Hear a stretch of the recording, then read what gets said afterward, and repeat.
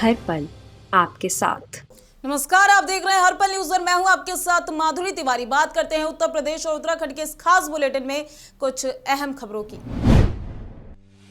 तमिलनाडु के कुन्नूर में सेना का helicopter crash, CDS Bipin Rawat समेत उनकी पत्नी और 14 लोग थे सवार, 11 शव किए गए बरामद। पीएम मोदी का 2 दिवसीय काशी दौरा, 12 प्रदेशों के सीएम से मिलेंगे पीएम। श्री काशी विश्वनाथ कॉरिडोर की देंगे सौगात। मुख्यमंत्री योगी का शाहजहांपुर दौरा, सीएम योगी करेंगे तैयारियों की समीक्षा।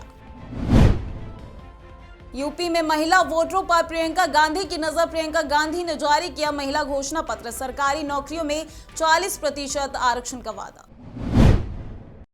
उत्तर प्रदेश के मुख्यमंत्री योगी आदित्यनाथ का शाहजहांपुर दौरा, 18 दिसंबर को जिले में होगी प्रधानमंत्री मोदी की जनसभा।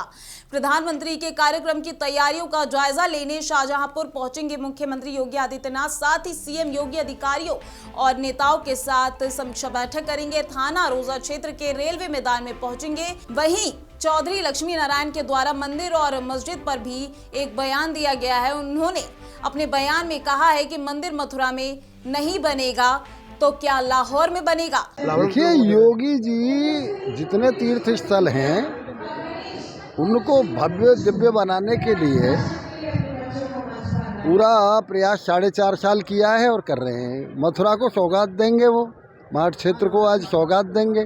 पहले से ब्रजभूमि पे उनका आशीर्वाद रहा है। अब कितने करोड़ की जो सौगात आज मथुरा को देने जा रहे हैं? लगभग 200 करोड़ से ऊपर की सौगात आज मथुरा को देंगे।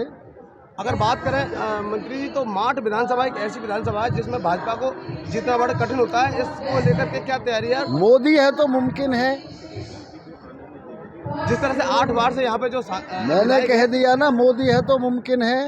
अच्छा, दूसरा मोदी जी के लिए कोई चीज असंभव नहीं। अच्छा, बात करें तो जिस तरह से मंदिर मस्जिद का जो मामला चल रहा था, आपने कहा था कि मथुरा में नहीं तो लाहौर बनेगा, क्या कहेंगे आप इसको लेकर के? मैं तो आज भी कह रहा हूँ, भगवान कृष्ण का मंदिर मथुरा में नहीं तो लाहौर में बनेगा। मुख्यमंत्री योगी आदित्यनाथ बुधवार को मथुरा के मांट विधानसभा क्षेत्र में जनसभा को संबोधित किया। इस दौरान वे 201 करोड़ की परियोजनाओं का लोकार्पण और शिलान्यास भी किया। मुख्यमंत्री के कार्यक्रम को लेकर जिला प्रशासन और भाजपा पदाधिकारी मंगलवार को दिन भर तैयारियों में जुटे रहे। वो लगभग 2.5 घंटे तक मथुरा रहे। उसके बाद वो शाहजहांपुर के लिए रवाना हो गए। मुख्यमंत्री पुष्कर सिंह धामी ने सरकार की योजना और नीतियों के व्यापक प्रचार के लिए विकास को हरी झंडी दिखाकर रवाना किया। मुख्यमंत्री आवास से बुधवार को इन वाहनों को रवाना किया गया। बताया गया कि इन वाहनों से प्रदेश के 300 प्रमुख स्थानों पर नुक्कड़ नाटकों और एलईडी फिल्मों से सरकार का प्रचार किया जाएगा। यूपी के डिप्टी सीएम केशव प्रसाद मौर्य सहारनपुर पहुंचे। चुनाव से ठीक पहले 38,751 लाख की 94 परियोजनाओं का शिलान्यास किया। कार्यक्रम के अनुसार deputy CM Keshav Prasad Maurya helicopter द्वारा बिजनौर से प्रस्थान कर सहारनपुर पुलिस लाइन पहुंचे थे। नगर निगम की भूमि पर जनपद की लोक निर्माण विभाग, राजकीय निर्माण विभाग, सेतु निगम की विभिन्न परियोजनाओं का लोकार्पण और शिलान्यास करेंगे। उसकी उपरांत पार्टी पदाधिकारियों के साथ संवाद करेंगे, साथ ही प्रेस वार्ता भी करेंगे। दिल्ली के सीएम अरविंद केजरीवाल 11 दिसंबर को उत्तराखंड दौरे पर जा रहे हैं। वहां वो जनसभा को संबोधित करेंगे, साथ ही बड़ी घोषणाएं भी कर सकते हैं। बता दें कि सीएम केजरीवाल का उत्तराखंड का ये 5वां दौरा होगा, जिसको लेकर पूरे प्रदेश के कार्यकर्ता बेहद खुश हैं। उत्तर प्रदेश में कुछ ही महीनों में विधानसभा चुनाव होने वाले हैं। इससे पहले कांग्रेस महासचिव प्रियंका गांधी ने बुधवार को महिलाओं के लिए घोषणा पत्र जारी किया है। इस दौरान प्रियंका गांधी ने बताया है कि महिलाओं को सरकारी नौकरी में 40% आरक्षण दिया जाएगा। इसके साथ ही पुलिस बल में 25% महिलाओं को नौकरी दी जाएगी। महिलाओं को हर साल 3 गैस सिलेंडर मुफ्त मिलेंगे। आशा वर्कर्स को 10,000 रुपए की सहायता दी जाएगी और मनरेगा में प्रदेश की महिलाओं की भागीदारी बढ़ाई जाएगी। इसके साथ ही प्रियंका गांधी ने ऐलान किया है कि गरीब महिलाओं को फ्री इंटरनेट सुविधा दी जाएगी। राजनीति में महिला की भागीदारी को एकदम सीरियसली लिया जाए।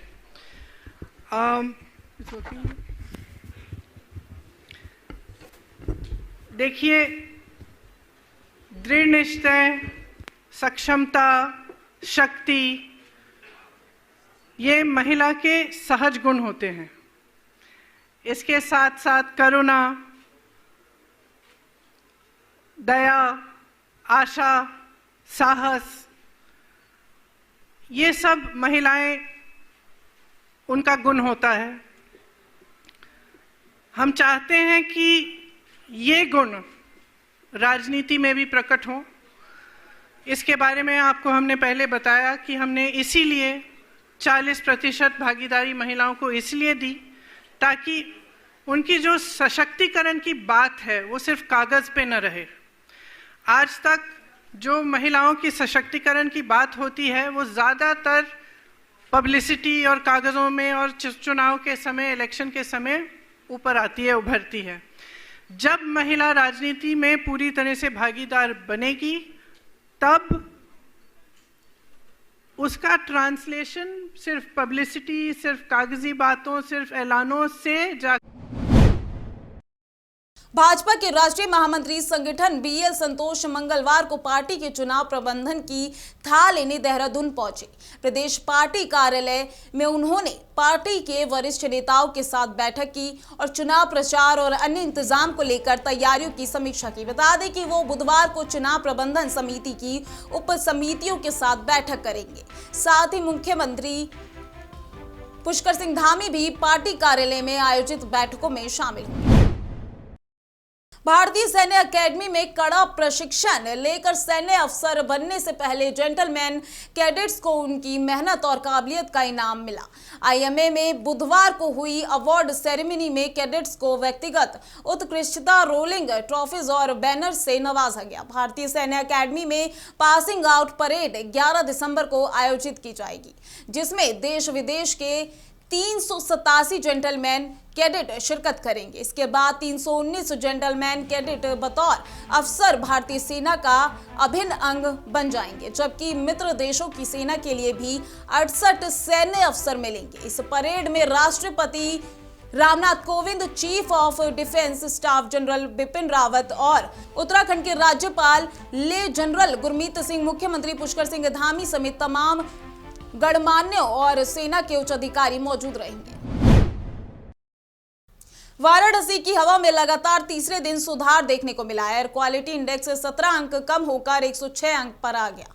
वहीं मंगलवार को AQI 27 अंक कम होकर 120 और सोमवार को 59 अंक घटकर 147 अंक पर बना रहा। साथ ही वाराणसी में हल्की धुंध और धूप एक साथ खिली दिखी। वहीं वाराणसी के तापमान में मंगलवार के मुकाबले 6 डिग्री सेल्सियस की गिरावट दर्ज की गई। ओमिक्रॉन के बाद कोरोना की तीसरी लहर की आहट के बीच राज्य सरकार का दोहरा रवैया सामने रहा। एक तरफ राजनीतिक रैलियों में लाखों लोग जुट रहे हैं, दूसरी ओर लखनऊ में मंदिरों में 50 से ज्यादा लोगों के जुटने पर प्रतिबंध लगा दिया गया। साथ ही लखनऊ से धारा 144 लागू कर दी गई, जो कि 5 जनवरी तक लागू रहेगी। केंद्र सरकार और उत्तर प्रदेश शासन द्वारा कोरोना कर्फ्यू के दौरान जारी गाइडलाइन का भी पालन कराया जाएगा। एक तरफ किसान खाद बीज के लिए परेशान दिखाई दे रहा है, दूसरी तरफ किसानों के अनाज के लिए सरकारी अधिकारी और कर्मचारी परेशान करने में लगे हुए हैं। योगी सरकार का मिशन को लेकर बेहद गंभीर भी दिखाई दे रही है। एडीएम से शिकायत करने के बाद किसानों से धान खरीदा गया। किसान और सचिव के बीच काफी देर तक नोक-झोंक भी हुई, जिसका वीडियो सोशल मीडिया पर जमकर वायरल हो रहा है। धान लेके आए। अच्छा, फिर लगा नहीं आपका? नहीं, सुबह अब कह रहे धान काला है तुम्हारा। अच्छा, तो कितना लेकर आए थे आप? करीब होगा 50 कुंटल। एक गाड़ी तुल चुकी है, आधी चाचा वाली जी, आधी हमारी गाड़ी अब नहीं तुलना है। ये धान क्यों? काला है, ये धान काला है तुम्हारा। अच्छा, जबकि एक ही खेत का एक ही धान खेत का है और एक ही उसका है। रुपए मांग रहे थे। कितने पैसे मांग रहे हैं? 10,000। आपने दे भी दिए? 5,000 रुपये दे भी दिए। ये 5,000 किस संबंध में दिए आपने? मतलब धान लग जाए उस संबंध में उन्होंने ले लिए सुबह में। अच्छा, तो ये लगते हैं क्या? नहीं लगते तो नहीं है जी। तो प्रति कुंटल कितना पैसे मांगते हैं सचिव साहब? 200 रुपये प्रति कुंटल मांगते हैं। अच्छा, क्या नाम है सचिव का? वेद प्रकाश पांडे। श्रीवस्ती के थाना गिलोला क्षेत्र का सिरफिरा युवक जिसने एक बुजुर्ग पर धारदार तलवार से हमला कर उसे मौत के घाट उतार दिया, तो वहीं दूसरी तरफ उसने ब्लॉक में जा रहे ग्राम प्रधान पर तलवार से हमला किया। हमले में ग्राम प्रधान गंभीर रूप से घायल हो गया। हालांकि पुलिस ने उसे सिरफिरे युवक को गिरफ्तार कर लिया। पुलिस उससे पूछताछ कर रही है। हमले का कारण अभी तक साफ नहीं हो पाया है। गांव थाना गिलौला अंतर्गत है और यहाँ पे आज जो है एक अभियुक्त बद्दू अवस्थी द्वारा जो है रक्षाराम शुक्ला, जिनकी उम्र 90 से 95 वर्ष के बीच है, उनको धारदार हथियार से उनकी हत्या की गई। इसके बाद इसके साथ ही ग्राम प्रधान को के ऊपर भी हमला किया गया, जिससे वे चोटिल हुए, उनके हाथ में चोट आई है। अभियुक्त पुलिस हिरासत में है, आगे की वैधानिक कार्रवाई की जा रही है। सर, प्रथम दृष्टया क्या लग रहा है, किस लिए हत्या को अंजाम दिया गया? अभी हम जांच कर रहे हैं, इस पर आगे की वैधानिक कार्रवाई की जाएगी। ये तो हम ग्राम रोजगार सेवक और ग्राम प्रधान हैं। क्या कैसे हमला हुआ, इन पर कहाँ हुआ प्रधान पर? अब ये तो हम ब्लॉक हम भी जा रहे थे, तो हम रास्ते में जब आ रहे थे चौराहे पे जो है वो हमने भी सुना कि यहाँ ग्राम प्रधान पर हमला हो गया है। क्या सुना, किसने हमला किया है? अब हमने सुना यही कि वही सब लोग इकट्ठा थे कि ग्राम पंचायत के वो बड्डू नाम से थे, उन्होंने ही हमला जो है। बंडू कौन है? वही गाँव के हैं। तो रंजिश थी क्या कोई? अब रंजिश तो सब नहीं थी। किससे मारा है? तलवार से। अब वहाँ जो मौके में हमने देखा तलवार मारते तो हमने नहीं देखा। कौन जनपद लगता है? श्रावस्ती थाना गिलौला। जी हम लोग ब्लॉक जा रहे थे, सिविल फोन किए थे, तो चौराहे पे प्रधान जी मोहल लगा रहे थे। बस अचानक बड्डू में आए और वार कर दिया। कहाँ पर हमला किया? जी चौराहे पे। किस चीज़ से हमला किया गया है? तलवार। जी तलवार। किसने किया है? बड्डू। क्यों, कौन है बंटू? कौन है? जी गांव का लड़का। क्यों हमला कर दिया? जी अचानक में कोई पता नहीं। कोई विवाद था? जी नहीं सर। कहाँ पर हुआ है? जी गुडगुरु चौराहा, थाना गिलौला, जनपद। कहाँ जा रहे थे आप लोग? जी ब्लॉक। क्यों? जिनका हमला हुआ सर ग्राम प्रधान ही है। जी जिन पर हमला हुआ कौन है वो? ग्राम प्रधान है। बच्चे ना पैदा होने पर पति ने रचाई दूसरी शादी, पहली पत्नी को किया आग के हवाले। बहराइच में महिला ने अपनी पत्नी पर दूसरी शादी करने के बाद विरोध करने पर पति ने अपनी पत्नी को मिट्टी का तेल छिड़क कर आग लगा दी। झुलसी महिला का इलाज बहराइच मेडिकल कॉलेज में चल रहा है। पीड़िता का आरोप है कि बच्चा न होने के कारण पति और उसकी मां उससे नाराज रहते थे, लेकिन पति की दूसरी शादी करने के बाद परिवार में कलह बढ़ने लगा। पुलिस ने पूरे मामले में पीड़िता का बयान दर्ज कर आरोपी पति और उसकी दूसरी पत्नी और उसकी सास के खिलाफ मामला दर्ज कर लिया है।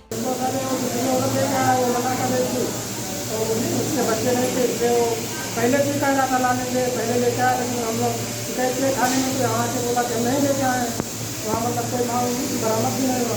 उसके बाद में फिर लेके आया तो उसको जला दिया, उसको भगा रहा था, मार रहा था, पीट रहा था कि तुम जाओ, तुम्हारा अपना कोई काम नहीं है, उसकी ओर ले आए। कब हुआ है ये? किसने किसे जलाया है? बहादुर हरिराम और बहादुर की माँ और उसकी औरत लेकर आए, वो चारों लोग। कौन है ये लोग? ये सब कौन है? कौन? बहादुर पति हैं और हरिराम ससुर हैं और उसकी माँ धर्मा। शादी 6 साल में। तेलदार के जलाए हैं। किसने जलाया है? चारों जने। कौन चारों? हमारा पति, सास, ससुर, दोनों दूसरी औरत आई हुआ थी।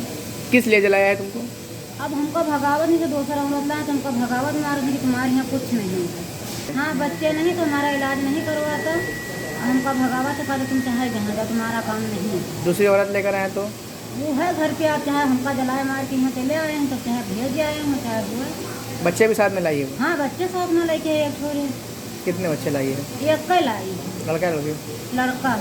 कितने साल का होगा? अरे वही 3 साल का। कब लाए हैं? एक बार लेके आए तो छोड़ आए हम अपने मायके में, फिर हमारे सामने शनिचर का लेकर आए हैं। तुमसे क्या कहते हैं? हम तो यह कहते हैं कि तुम जाओ। क्यों? सब कोई, उनके बाप माँ सब कोई। उत्तर प्रदेश और उत्तराखंड की इस खास बुलेटिन में आज के लिए बस इतना ही। देखते रहिए हर्पल न्यूज। नमस्कार।